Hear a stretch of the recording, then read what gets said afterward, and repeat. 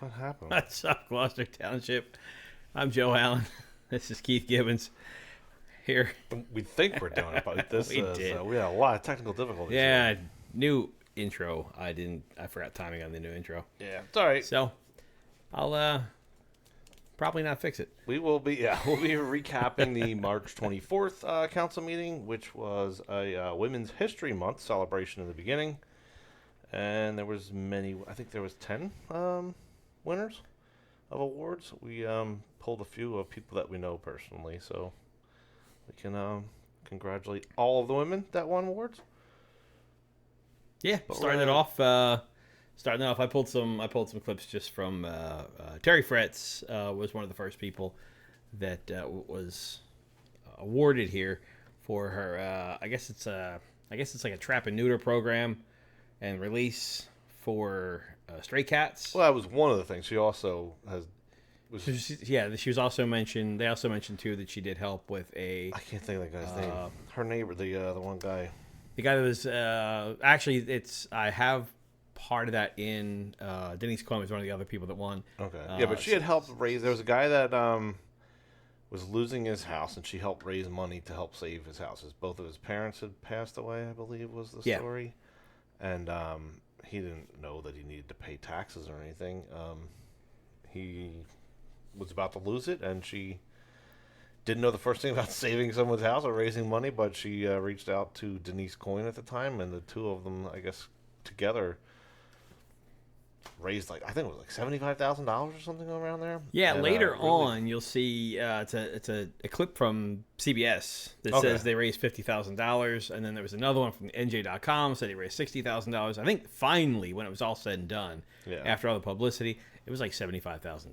Yeah, well, let's play that clip here for Terri. I would like to say thank you to Gloucester Township for enacting the TNR program for feral cats. I think in all of our different communities throughout Gloucester Township, I've read and I've met people that find the cats to be a nuisance.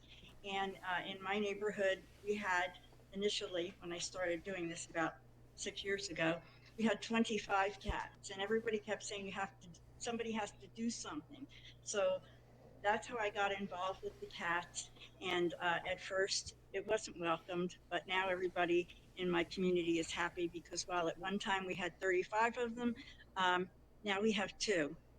So I have found homes for all of those kittens and those cats, and I've loved doing it, and it's the first experience I've ever had with them. And the most important thing is I want to thank the township, because not all townships have the TNR program, and they're overrun with cats.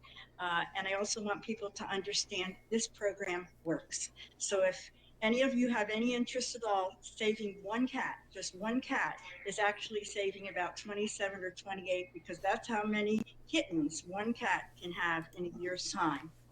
Oh, wow, okay. Wow, that's a lot of cats that one cat can, I know. I remember at her house one day, and she talked me through the whole process, the whole what she got going on over there. Because there's cats like everywhere over in that neighborhood, right? Or at least there was back then years ago when I was over there. But it's always incredible to me when people do stuff for animals. It's a big passion. Next up is Denise Coyne. She won an award for her service in the community, and to present that was Councilman Nash. Denise currently is an active member of the Pine Hill Rotary Club, where her contributions go beyond just attending meetings. Her involvement in, also, she's greatly involved with local government, and it speaks to her commitment of creating meaningful change and always having an eye towards the betterment of those around her. Whether advocating for important policies or working behind the scenes, Denise's knowledge and expertise in local government have proven invaluable. But it's not just her intellect that stands out, it's her determination. You may have seen her on many council meetings. And her unyielding spirit. Denise tackles challenges head on, and she never backs down for a fight. Through her charity work, she's touched countless lives, always giving without expecting anything in return.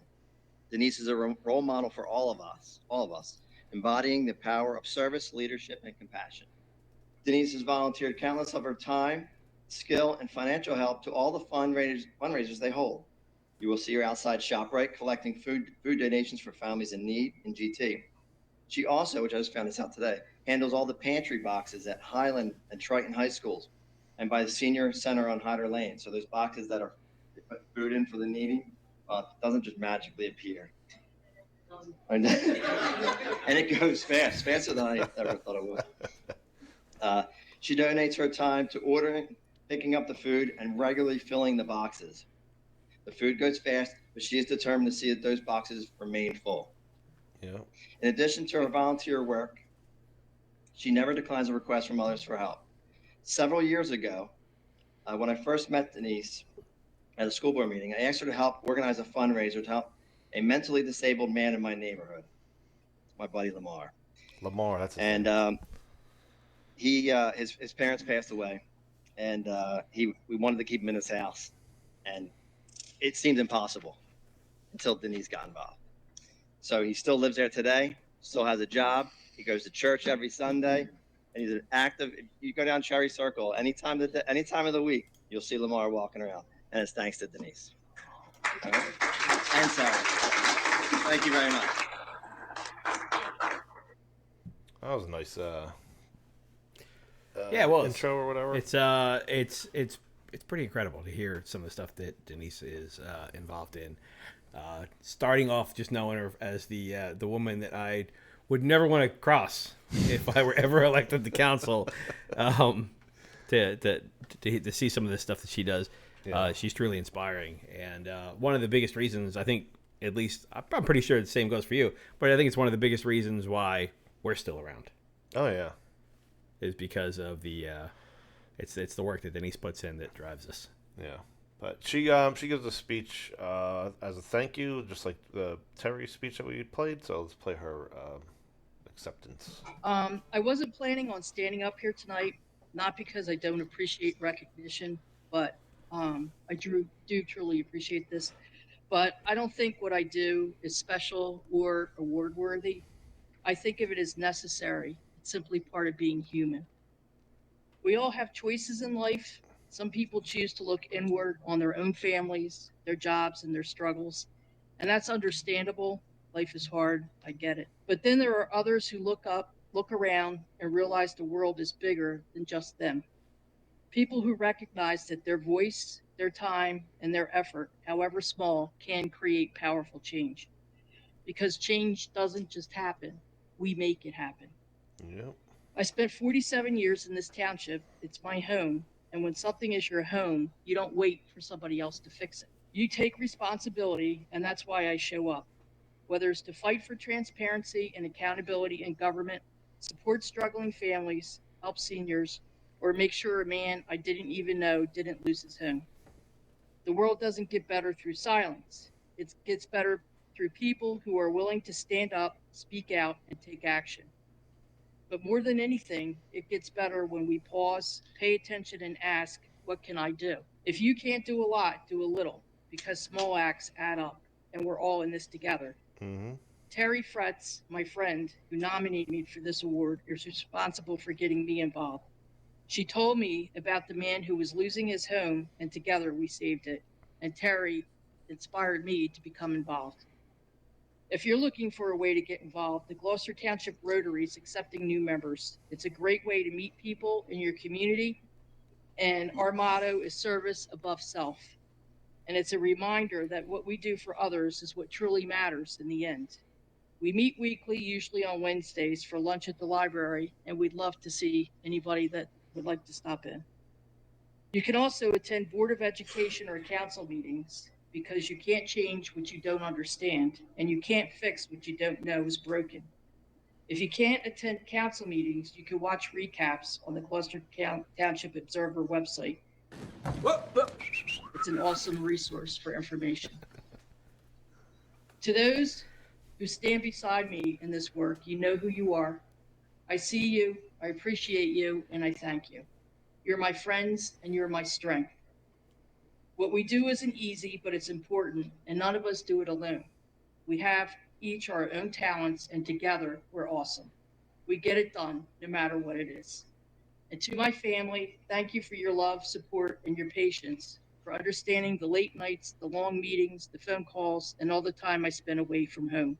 I couldn't do it without you. I chose a quote that's always stayed with me. The most common way people give up their power is by thinking they don't have any, by Alice Walker. You do have power. It's in your voice, your vote, and your actions, and what you choose to do with it matters. Yep. And I think the one of the things in there for people to say about getting involved, what she said there is we all have our own different talents. I think that's a really key thing to think about. Like when people say like, well, I don't know, I can't get up there and talk, to those people. Yeah. I don't know what I'm saying. That very well is probably true, but you might also be the best graphic designer that we've ever met. You might have the ability to do research on something. You might be, you know what I mean? Everyone has a talent it's something that they excel at. And your talent, we don't know what it is that you can do if you don't just reach out and, and get involved. This is the same thing like, in running campaigns against, like they have huge machines and it's not a problem. It's like, oh, we need whatever it is, we'll just pay for the service to get done because they have endless money. We don't have that. Maybe it's just money that you have. Maybe you can just donate money to a campaign. or something. I'm a great example of that. I when the campaign time would always come around, I hated the part where we had to go knocking on people's doors. I hated bothering people and right. I just but there are people that have that they have that outgoing personality, the kind of the sales personality. I don't have that. But what I can do is I can give that campaign a website. I can put that up. I can interview them here. Right. It's a service that I do, and then everybody has kind of their own little thing that they can do. Right, but just get involved. Like she said, like there's the Rotary. You can get involved with the Rotary. There's things you can go and do it, and that is a great form of collectiveness of everybody having different talents. We all meet. We say here's a goal that we want to achieve. Yeah. It's to help like the seniors, senior campus 1, for instance. We had the idea, is actually Denise's idea of like, hey, let's get care packages together for that. So then, all right, well, how are we going to get those care packages? Okay, we need to raise money to go buy the needs, and we need to put them together. So you might have a connection to soap, I don't know, or whatever it is. You know what I mean? Like everyone has something that they can contribute. And like she said, if you can't do something large, do something small, because those little acts all build up, and that's the momentum that you need to make change happen and make things happen. And so I applaud her and Terri for also raising all that money, and again, congratulate all the women that that won awards up there. We just don't know enough about the others to speak on them, and we're not doing a 2-hour long ceremony. Yeah. It was a great ceremony. If you want to go watch it, it is online on the township's recording. Let's see. After that, it was April is Distracted Driving Awareness Month. So just keep in mind that they are going to be on the lookout for people doing things like I was gonna make a bad joke and be like distracted doing something else, eating a hamburger while driving, texting while driving, stuff like that. All right, so be on the lookout, pay attention on the road. And before we get any further, if you like what you see on this podcast and you've now found us because of Denise told you to in that clip, subscribe to our YouTube channel. It's if you're watching this video, you're on the YouTube channel. Just hit subscribe and turn the notifications on so you get our updates. And a lot of the stuff that we reference in here, too, is on gtobserver.com. So go there. There are some written articles along with some clips from the webs from our podcast. Yeah, and there's a lot of helpful links, too, that are like hidden on Township website that you'd be able to easily locate on our site, right? You can leave comments on YouTube. You can like, share, and subscribe. Complain that we're sitting at a bar. Look, I just show up where where the podcast is. This isn't. There's comments, people saying, I don't like all this liquor behind there and stuff like that. It is.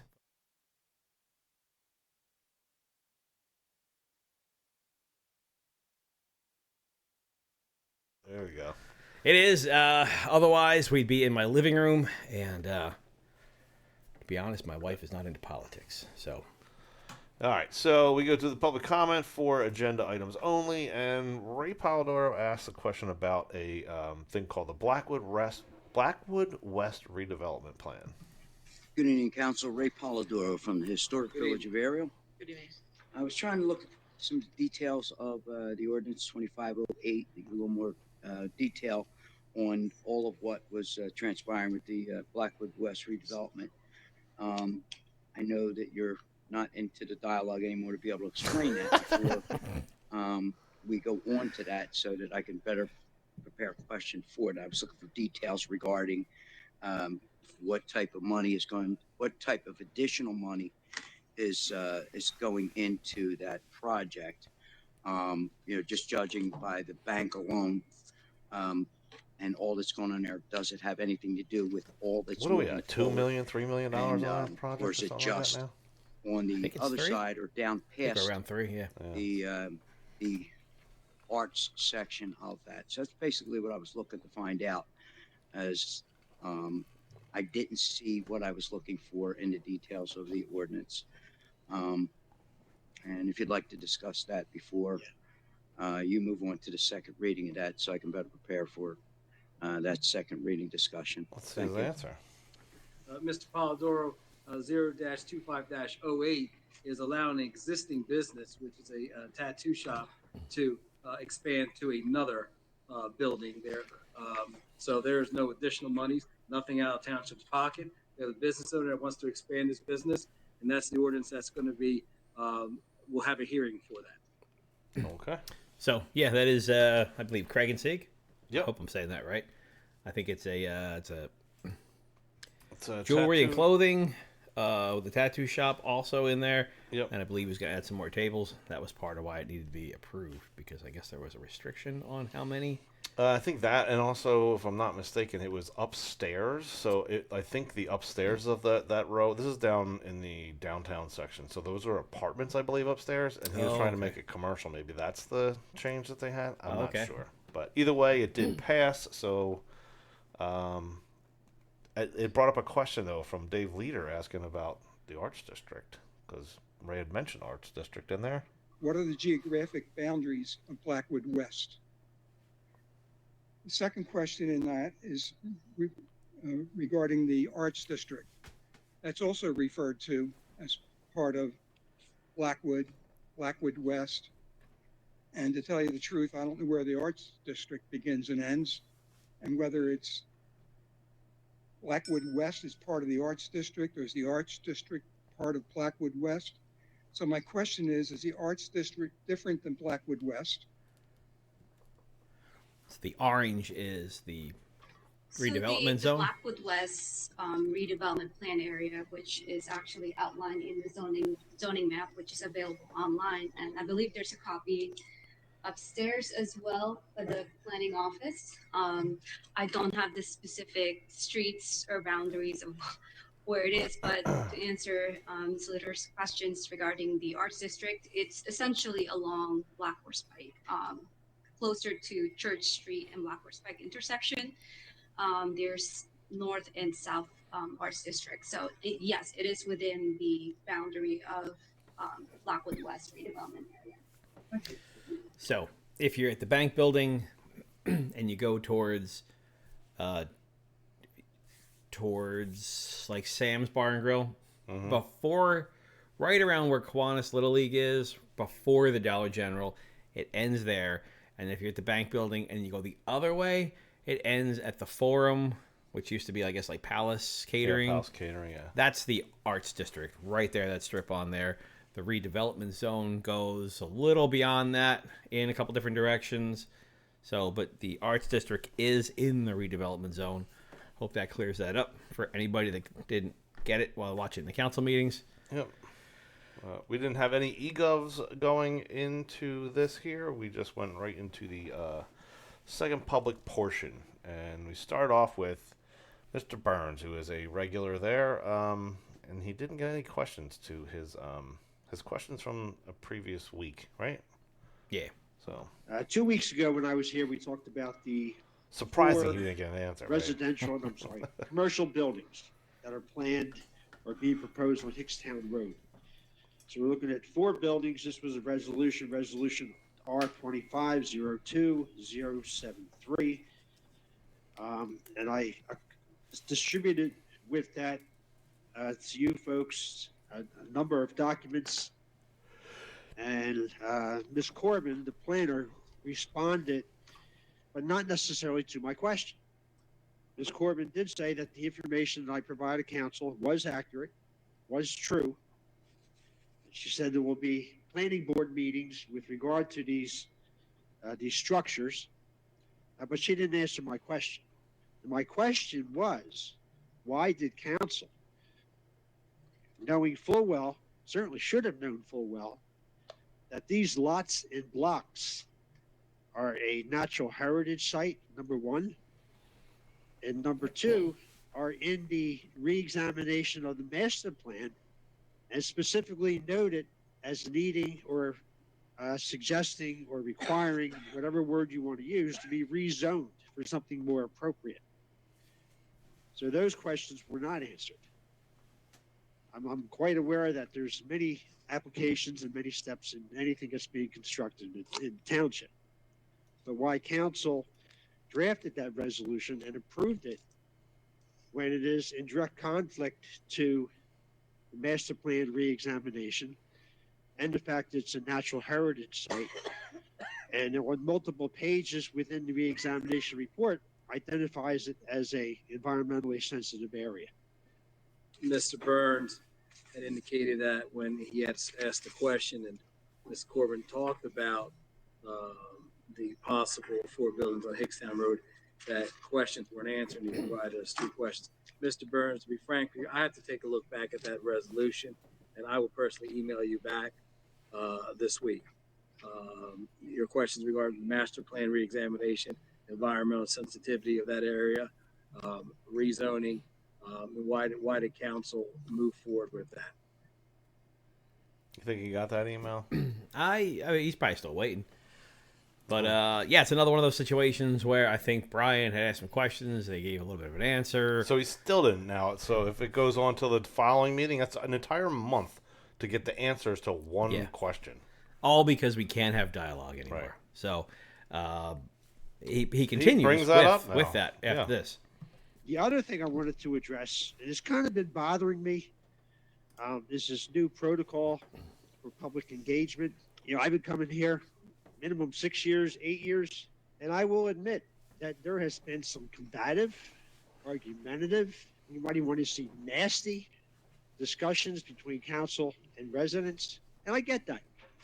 You know, and I'm supposing that the purpose of this is to quell that so that doesn't take place. But, you know, this is America, folks, and I think at best it's silly, and at worst it's a form of censorship. Now, you may not like those words, you know. I'm always like, my glass is always half empty. I try to see both sides.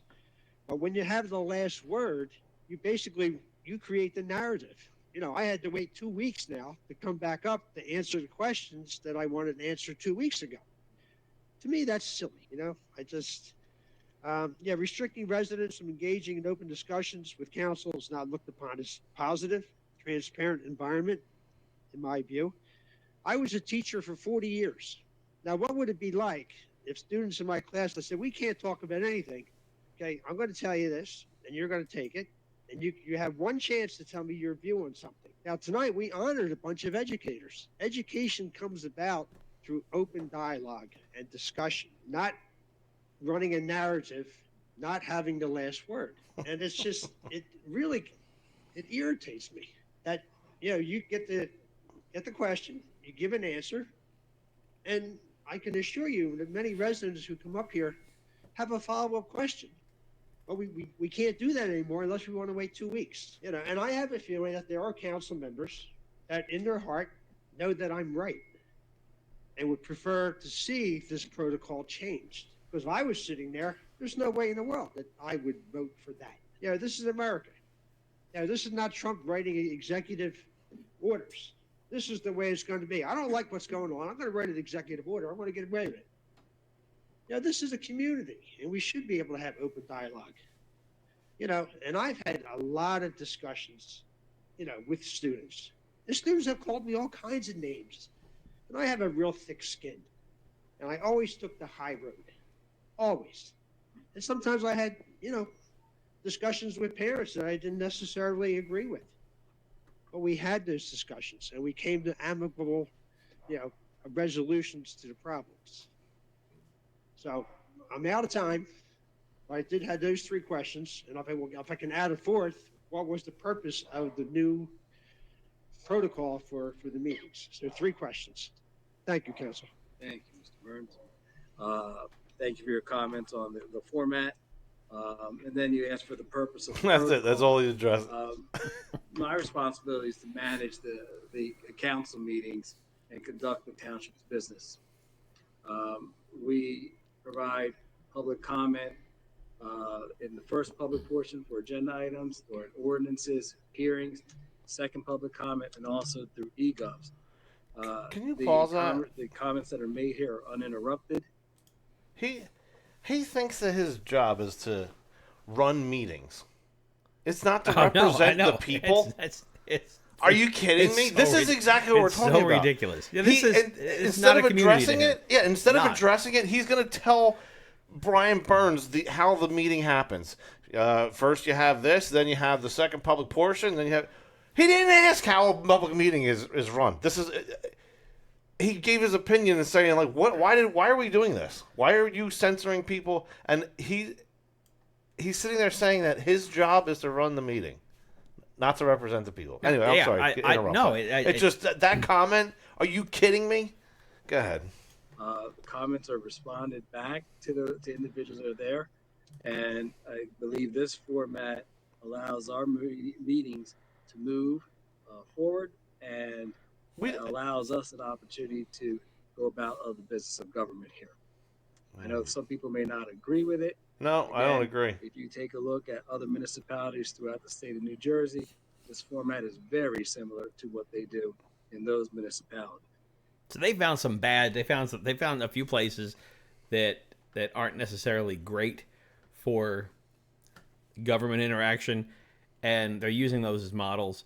If you go and look through other, I look for council meetings around New Jersey and watch them. It's a mixture. Some are good, some are bad. We decided we want to go from bad to worse. Yeah, exactly.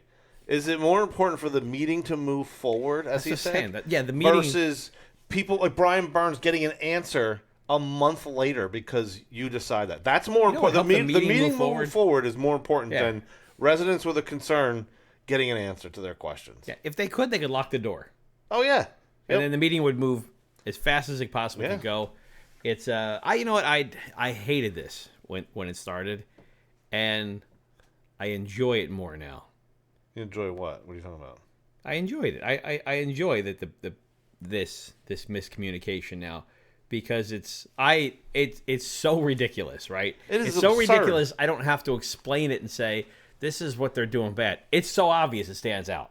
Yeah. It's so if somebody that's not political or anything like that, or doesn't get involved in this stuff, like Brian's got his own thing, right? Brian is environmentalist. That's his thing.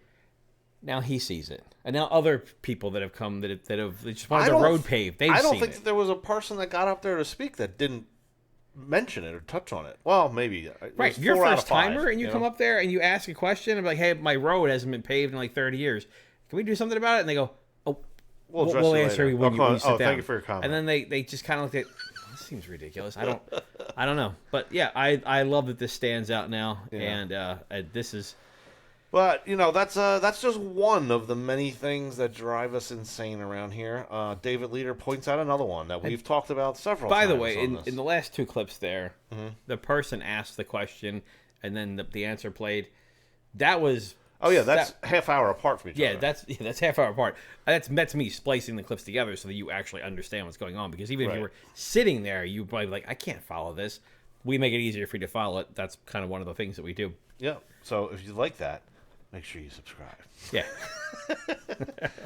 But all right, so David Leader asked a question about this, the agenda, and why you can't search something we've talked about online here for a couple times. There's a lot of pages in the documents that Clerk put on the agenda. I was doing word searches. They failed. There is no way to word search those documents. It's an awful laborious, with 51 pages, it's awful laborious to read through those multiple times looking for a key phrase that you're interested in. My question is, how can I do a word search on the Gloucester Township agenda document? David, you can't. They intentionally save them in a way that you cannot. This is something that I brought up, and it was fixed for 1 week. Yeah. And I think they realized that they fixed it. I actually shouted it out here how happy I was that our agendas were now readable. But if you're not familiar with what we're talking about here, all right, right here is the Gloucester Township agenda. And what David Leader's saying is I want to be able to search this thing. So search in Acrobat if you're not familiar, Control F, and I'm going to search for yellow Gloucester, right? Spelled it right? Did. All right. You can't find it. It's not there because it's an image. The text, it's an image. So if I try to highlight something, all I can do is highlight just this. Now, we go over here to Washington Township's most recent agenda from March 26th. If I want to search Gloucester, look, it comes up here. There it is right there. There's Gloucester. And if I want to, I don't know if I want to copy and paste some stuff out of here, I can because it's actual text. It's not an image, which is odd because nobody writes a document with their camera, right? They're writing it in text, and then they're somehow finding a way to turn this into an image. I don't know if this is done like... But Google can't index an image. That's the thing. If I search about something in Washington Township, an ordinance in Washington Township, it shows up in Google search. You can go on Google and be like, Washington Township, New Jersey, ordinance trash, or just say, for instance, and results will come up. Go try and do that with Gloucester Township. Nothing. Like it. All you find is old the stuff. document exists. So like if the FBI came swatting in or something like that, they could be like, no, we have it. Look, hold on, let me go get it because we have a filing system or whatever. It could exist, but other places it's just open and there it is. You can look for it. You can search it. The general public doesn't have to go bother the clerk for for something or send in an Oprah request to get something. And it's just readily available. Years ago, it used to be available because you can search old. You can search through their old agendas, but they've changed it. And then they did it once on a request. I even sent in. If you have Adobe Acrobat Pro, you can take our thing and then you can convert it. Why back to does Word, the general public need to have Acrobat Pro? But I did that. I did that. I took it and then I converted it with Pro and I sent it back to the clerk. And I'm saying, look at the index it, and then the next meeting it was done and I was so happy, and then after that it's never been there again. So I don't know if they're making maybe the clerk do it or if they're making like the media company that uploads it to the website do it. It's almost like you take it, you printed out the document and then scanned it into the copier and then uploaded that.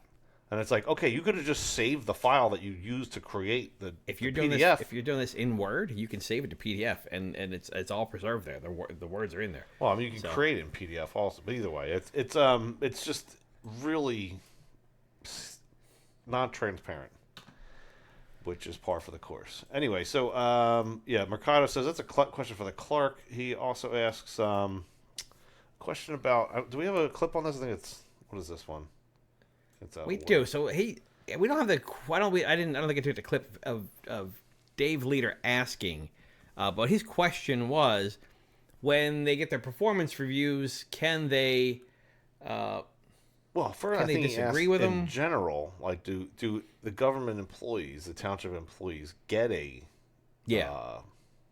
and can they disagree with it? And then, one of the other questions was, do they have the ability to not sign off on it if they don't agree with it? And the answer for me, it was interesting. As far as GT employees participating with annual performance review and who do they report to, that is an administrative question. Now, I can have Mr. Cardis respond to that. Do the employees have an option to disagree with their comments and measurements on evaluation? I would imagine so. At any type of HR format, you would provide a response back. You have to sign your evaluation, but you can also disagree with that. I would imagine, Mr. Cars, that's the same format here. I don't believe we have a formal performance evaluation policy. We don't have a form that we work with the employees and do that on a regular basis. Employees are in the union. They're also civil service. They're subject to progressive disciplinary action. If someone is not doing what they should be doing, they would be subject to that protocol. But they have the opportunity to respond to it in writing. Always. Okay, and that's maintained in their Always. personnel record. Okay, do employees receive a dated and signed copy of any performance review? We do not. They do not. No, they do not. Okay. I call complete bullshit here, because we started off by saying that it doesn't sound like they do performance reviews, but then he said, "Oh, they can definitely disagree. They can disagree in writing." So Disagree with something that we don't do. Are you calling somebody into a closet and Right. saying, "Look, you did this thing wrong here this year, and I want you to not do this next year"? And they go, "I disagree." And they go, "Okay, we don't have a process for that, but yeah, write me a letter, tell me you disagree." Yeah. I'm kind of blown away that I don't know. I've had. No, it's just they're giving word salad is what they're doing, just using up time. Trying to think though, like I forget. I was talking to my wife about this while I was doing clips, and I said I can't remember when was the last time you didn't have to do a performance review, and she couldn't recall a job where she didn't have to do a performance review. I've done one at least since I think every job from high school till now. I've had a performance review. They've only gotten larger now, so it's quite the process now yearly. There's several people involved. I think I asked you guys, do they even have like an HR department there? And they do. They do. Carla Jeppy, I think her name is. And I guess isn't that even part of that new guy? Isn't that part of his job too? Is managing staff chief too? Chief of staff. Yeah. Yeah. All these people. We don't know that we that's another Are point they we'll real bring people? I don't even know. Later on. So yeah, there was after that question was answered, Denise Coyne got up there, and she kind of asked about something that was there's two high paid township employees that this turned into like a multiple people going up. It wasn't just Denise. It was Ira and Nancy went up with her. I don't know if they're in the clip. Let me see. Play the clip here. I've reviewed the publicly available Outlook calendars for So two that's high-level Nancy handing township out. employees. Gabby Mascara, director of the sewer utility, who earns $120,000 annually, and Primo Cruz, assistant solicitor and mayor's chief of staff, who earns $170,000 annually. Combined, we are paying nearly $300,000 in taxpayer-funded salaries to these two individuals. Gabby Mascara's calendar is nearly blank, with only a handful of entries. There is no visible evidence of the daily work expected from someone managing an essential township utility. At the same time, she's frequently CC'd on internal administrative emails unrelated to the sewer utility. Emails about hiring decisions that fall under the mayor's office.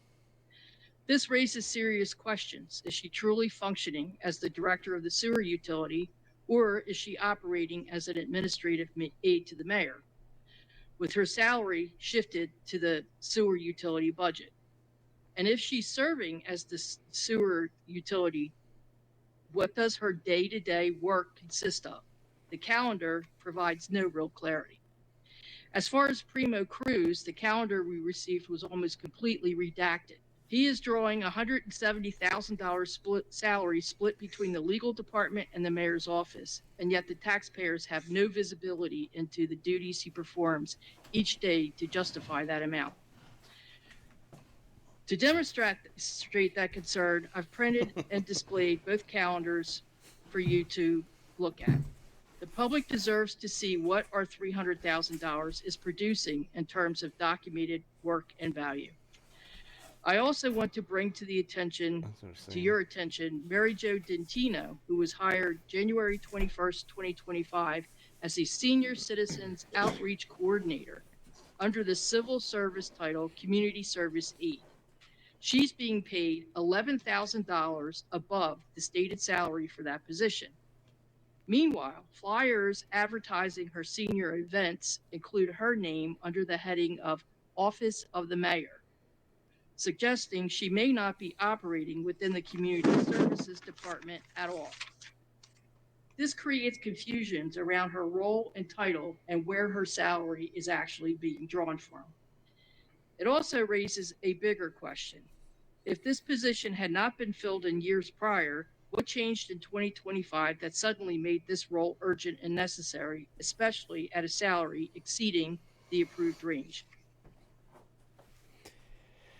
Yeah, so you got two individuals there that have pretty big salaries that we don't really know. We don't really know. No, we don't know what they do. There was like there's a article like we put on the during that clip there. If you go to gtobserver.com, showing all the receipts. You know what I mean? Like so, yeah. it was Oprah to find out the calendars of these people, and I don't know if you have the clip of it played. There was an answer back about that, saying like, well, sometimes my calendar I write it in on a piece of paper. I don't always use my Google calendar. I think so.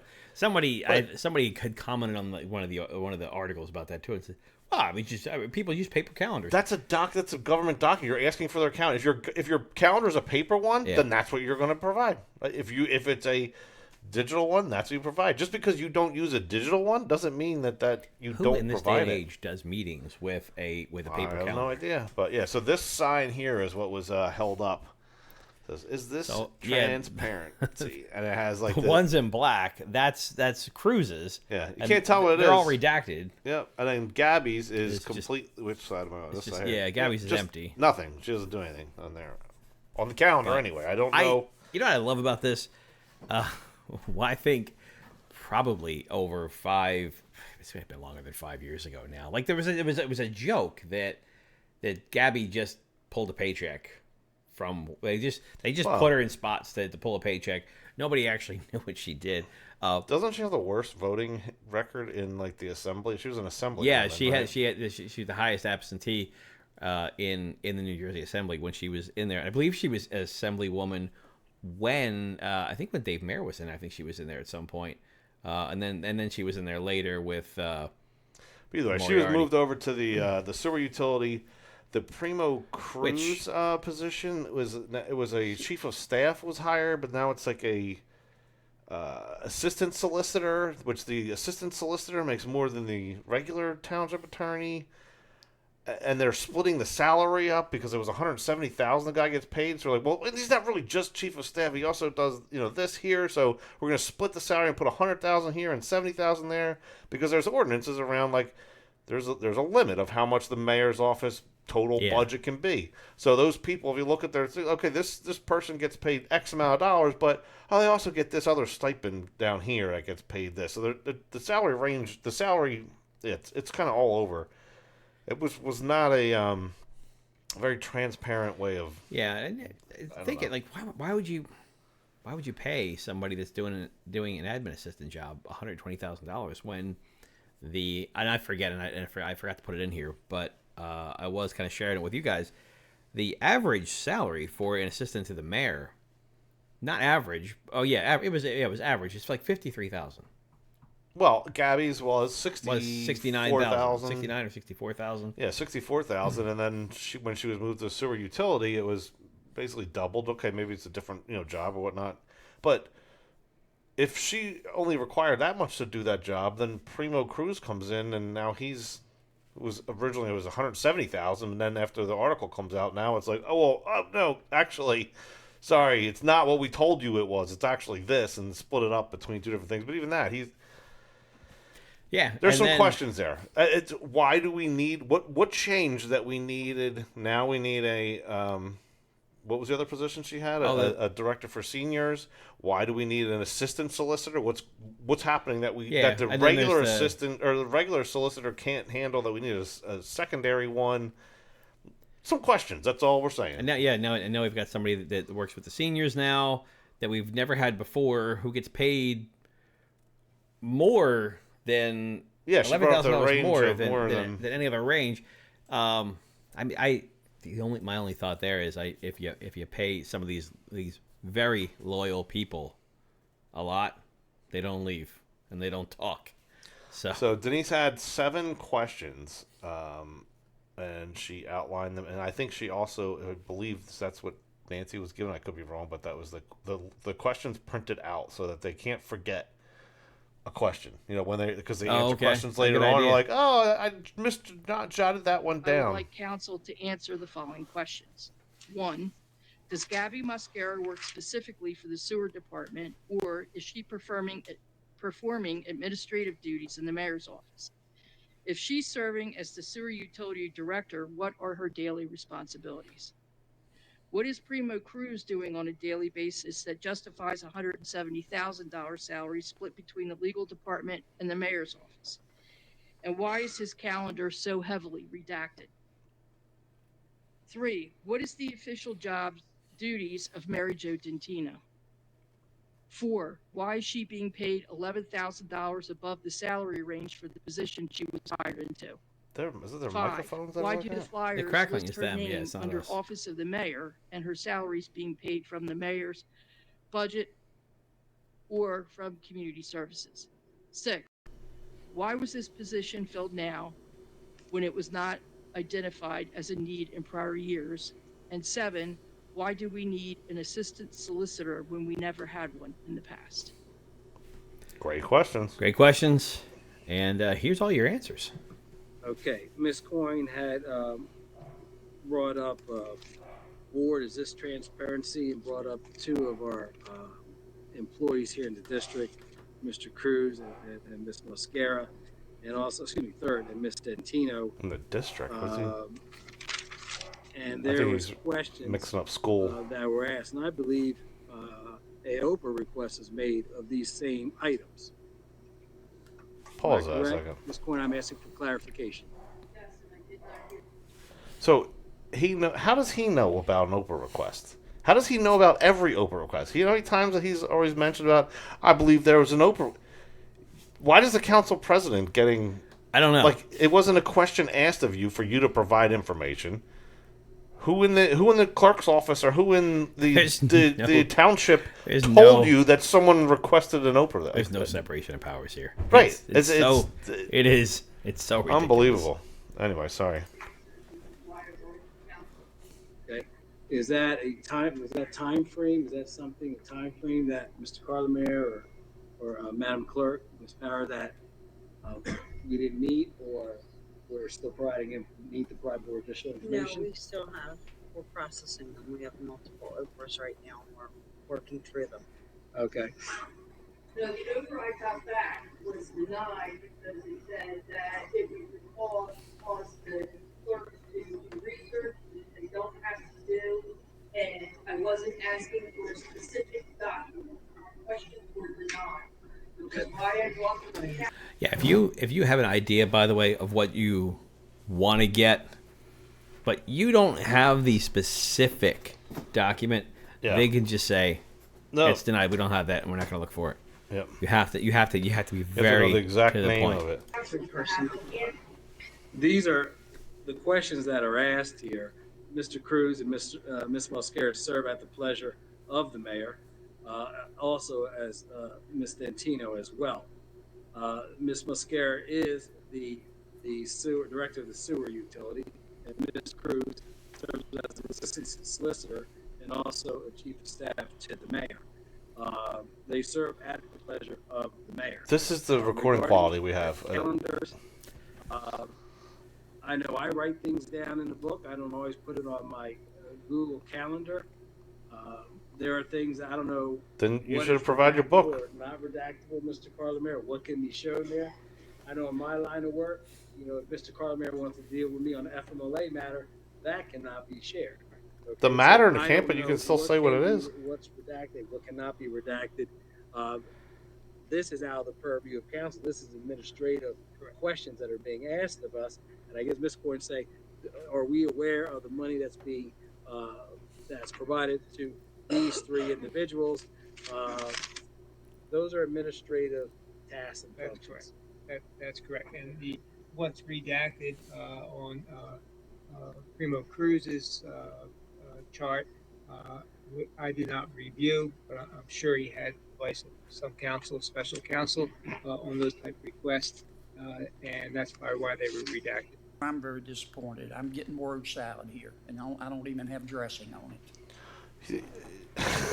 All right, so the Chef Carlamere. Yeah. So that's unbelievable what they're saying there. So the solicitor. Well, let's start from the ending and work backwards. So the assistant solicitor needed help redacting from another attorney, but doesn't ask the township attorney. He goes and gets another outside. So do we pay for him to have somebody look over what he was redacting out of his calendar? But then to go into, Carlamere is confirming that that's true. It's just an administrative thing, and then for Orlando to say that that's out of our purview. It all starts right there. It is not out of your purview. Your job is to represent. You have the control of the purse strings, right? You're supposed to be the oversight for those, like you just said before, no separation of duties. That's what they're supposed to be doing. He's supposed to be questioning it. Residents are bringing a concern to you who have the power to do something about that. And you're just saying, it's not our job to do. Yes, that literally is the definition of what your job is to do. If this township worked well, there'd be a third seat there, and they'd be asking the same questions. I can guarantee you, if it was a Mayor Gibbons in the office over there, that would be in their purview. Oh yeah, 100%. So yeah, it's just a cop-out answer that is infuriating to sit there and listen to our solicitor, who's also supposed to represent the people and look out for our best interests. He's confirming that, you don't have to do that. Just whatever the mayor wants, that's good. How scared are they of Mayor Gibbons? I don't know. They better be. Barry. I'll bet you they wish that I was on their side. Didn't clip his thing, but he just wants to know, what can we do to prevent cars from flipping over on my front lawn all the time? Yeah. He's on Hickstown Road, and I guess he's on part of a curve there, and when it's wet, people just crash into his house all the time. So he's I don't know if it's into his house. I think it's into his front yard. The front yard, yeah. But he also said most of these cars that crash there, they don't have insurance. Right. Yeah. I didn't realize how. I mean, I kind of did realize how terrible people drive in this area. Yeah. But I always just thought, well, they're probably insured. They're not even insured. That's not even something I think about typically, but you just assume that people, if they're driving a car, would be insured. Yeah, because it's illegal to not to be. Yeah. But, all right, well, that was pretty much it for the meeting. There was a polling of directors here, and we did have one councilman address kind of Mr. Burns's question or comment, saying, I don't know that everyone up there on council actually likes this whole way that this new meeting format is running. And someone did speak up, Councilman Nash with clip 13. I'm going to comment on the new format. I do believe that the intentions, I agree with President Mercado, that the intentions of the new format were to ensure a more civil and amicable council meeting, because sometimes the meetings were getting a little out of hand. I also do agree that open dialogue is sometimes more productive. So what I ask, is this something that council could potentially brainstorm again now that we had this new procedure in place for 3.5 or almost 4 months or 3 months? Then maybe something we can come back and say, you know what, let's maybe there's some ideas that we can do to maybe try to get back a little bit more of that communication, but without the arguments. It may not be possible, but I'm just asking, is that something we can try to revisit? We can take a look at it. That's we can go at it. He just looked at it. He's like, yep, nope, we're not doing that. After that, they throw him in a dumpster. Yeah, right. I'd say leave it, because it's only going to hurt. It only gets worse for them every week. Yeah, it's really. But so, I mean, I do appreciate that. Yeah, I appreciate him standing up and saying something. You can't be a human and say, I don't think that we have to answer to you. You just can't be a human that sits up there and thinks, I'm so much better than you little peons down there. Yeah. So I appreciate, and I'm mad at everybody else that's up there because they haven't had the same thought. So yeah, I mean, it's I appreciate him doing that, and he was treading lightly to like, I want to piss you off here, like, but speaking up alone at all in Gloucester Township is like, oh, you know, like the heavens open up, like, oh my God, somebody actually said something, even though it wasn't like probably what he was thinking. I don't know what he was thinking, but I can just only imagine. Long time ago, that went against them, and they ran her out of here. Yeah. So hopefully they don't. We're on your side, Jim. We didn't have the GT Observer podcast back then, and and they had a team of activists. So, but yeah, I'm sure they're not happy with him saying that, but no one else said anything at all about that, and just used their time to, I guess, you know. Yeah. So hey, not only subscribe to the podcast, but share it, please. Share the podcast out. We get new subscribers every week now. It's a slow, steady. I'd love to see sharing it it go does more. so much for us to help get the word out there.